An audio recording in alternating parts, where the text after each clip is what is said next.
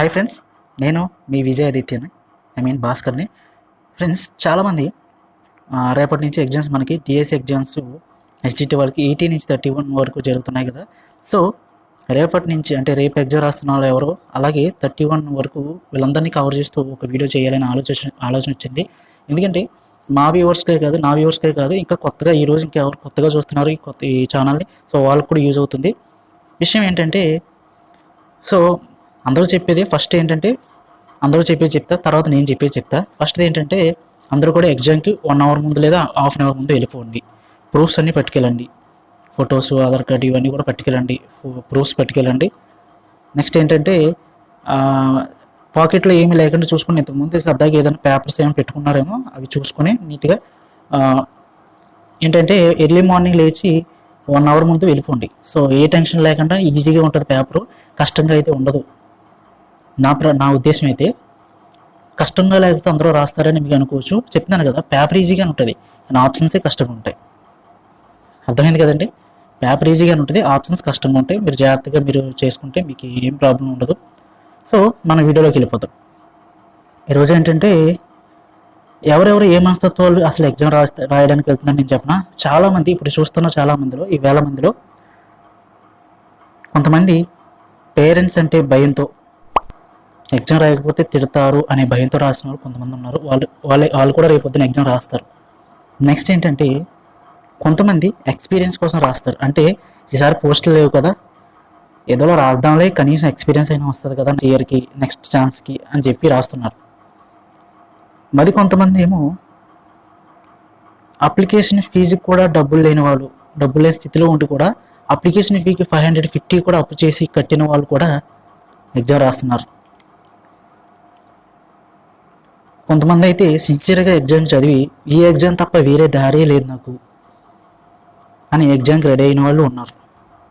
ఇంకా కొంతమంది చూస్తే చాలామంది, అంటే ఎక్కువ బాయ్స్ 100% ఉంటారు, ఈ మధ్య లేడీస్ కూడా ఉంటున్నారు, అమ్మాయిలు కూడా.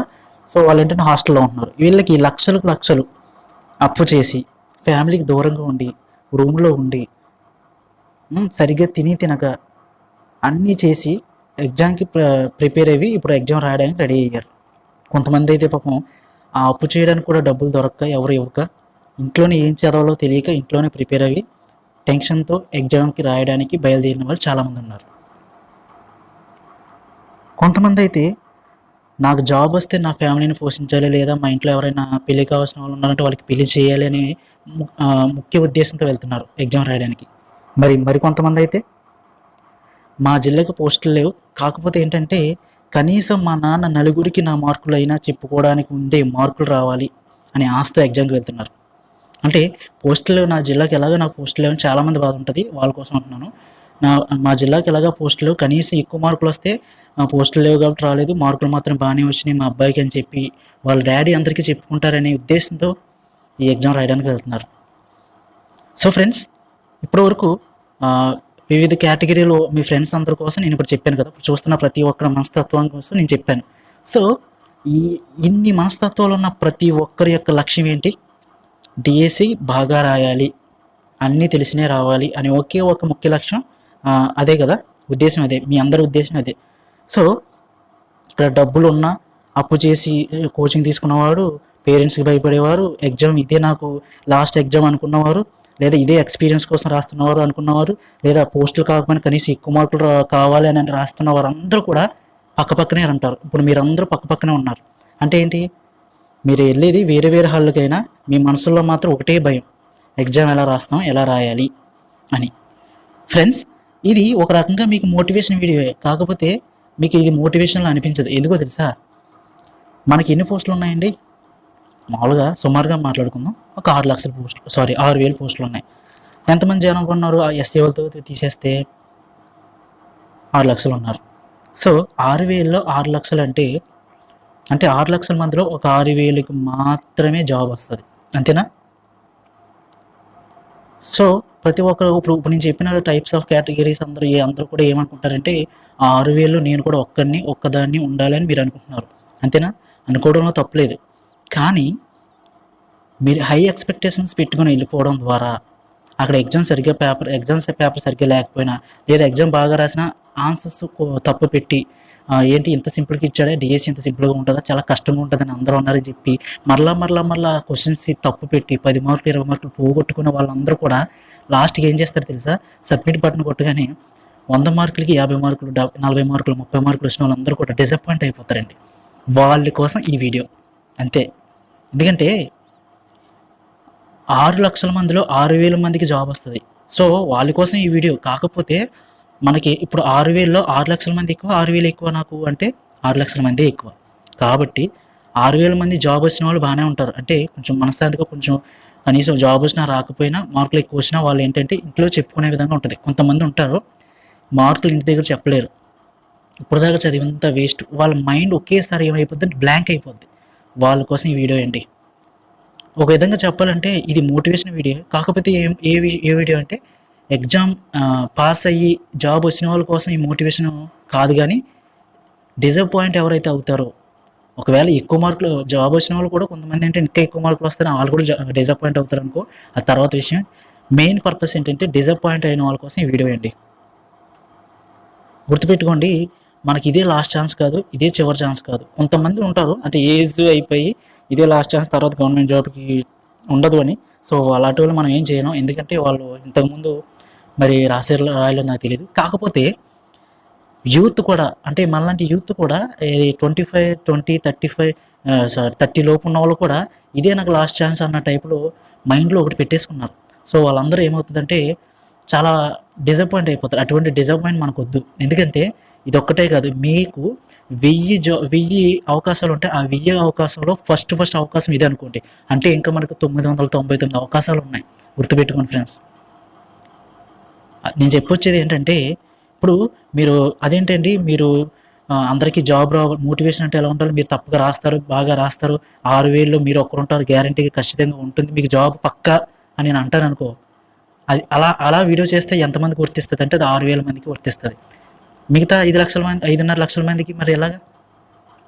అంటే అలా చెప్పడం వల్లే చాలామంది మోటివేషన్ అలా ఇవ్వడం వల్లే, ఏదో సొంత డబ్బాలు కొట్టడం వల్లే అందరూ ఎక్స్పెక్టేషన్తో వెళ్ళిపోతున్నారు. కానీ రూమ్కి వచ్చి 30 మంది ఉంటే ఆ 30 మందిలో ఒక్కడే బాగా రాస్తున్నారు, మిగతా 29 మంది డిసప్పాయింట్ అవుతున్నారు. సో ఆ డిసప్పాయింట్ ఏంటంటే సెన్సిటివ్గా ఉన్న వాళ్ళంతా, కొంతమంది ఏంటంటే బాగా సెన్సిటివ్గా ఉన్న వాళ్ళు సూసైడ్కి కూడా వెళ్ళిపోతున్నారు.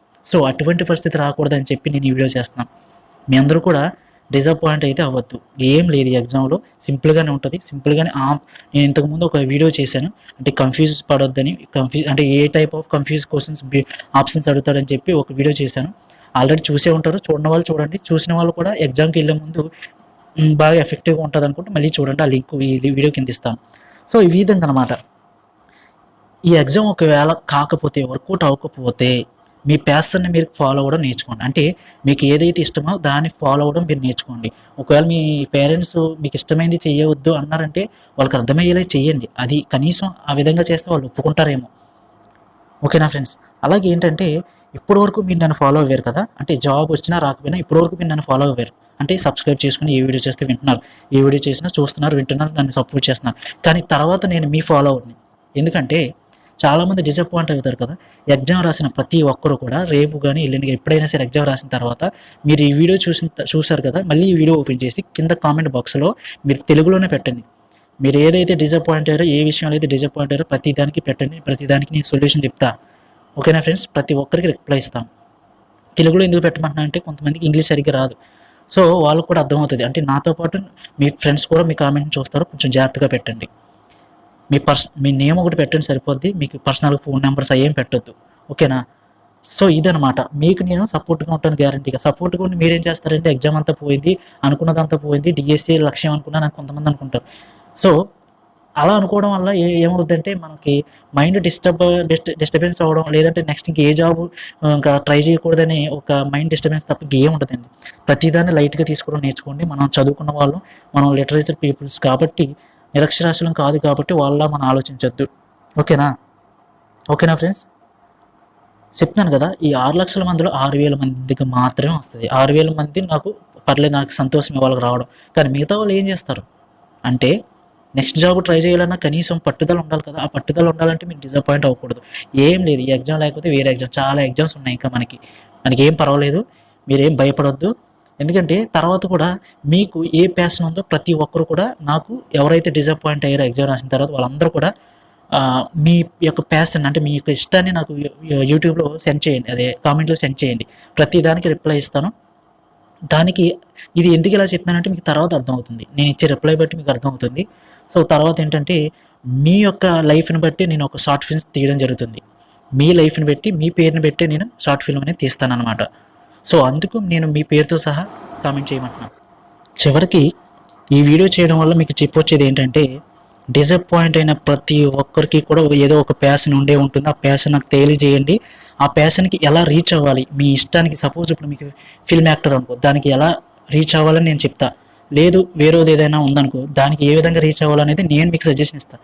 సో ఇప్పటికైనా సరే నేను మీకు చిన్నోన్నైనా పెద్దోన్నైనా సరే, మీరు అన్నయ్య అనుకోండి, తమ్ముడు అనుకోండి, ఫ్రెండ్ అనుకోండి, ఏదైనా అనుకోండి.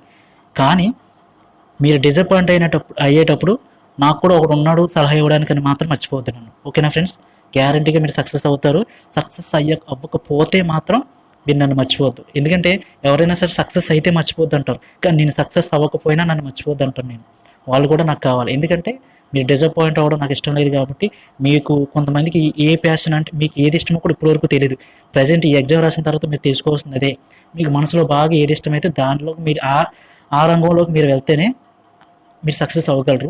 సో మీ ప్యాషన్కి మీరు ఎలా ఎదగాలని చెప్పి నెక్స్ట్ మీకు మోటివేషన్గా ప్రతి షార్ట్ ఫిల్మ్ చేస్తాను. మీ నేమ్ పెట్టి మీ యొక్క లైఫ్ స్టైల్ మీదే ఒక షార్ట్ ఫిల్మ్ తీసి మీకే చూపిస్తాను, అంటే అందరికీ చూపిస్తాను. సో అందులో మీ పేరు ఉంటుంది, మీ కుటుంబం, మీ ఫ్యామిలీ మెంబర్స్ ఎవరైతే పేర్లు ఉన్నా ఆ నేమ్స్ కూడా అందులో యూజ్ చేస్తాను అనమాట. సో అలాంటప్పుడు ఏంటంటే నేను చెప్పడం కంటే డైరెక్ట్గా చేసి చెప్పడం వల్ల మీకు మోటివేషన్గా ఉంటుంది. ఓకే ఫ్రెండ్స్, ఈ వీడియో నచ్చితే లైక్ చేయండి, సబ్స్క్రైబ్ చేయండి. Thank you. Please comment. Thank you friends. All the best.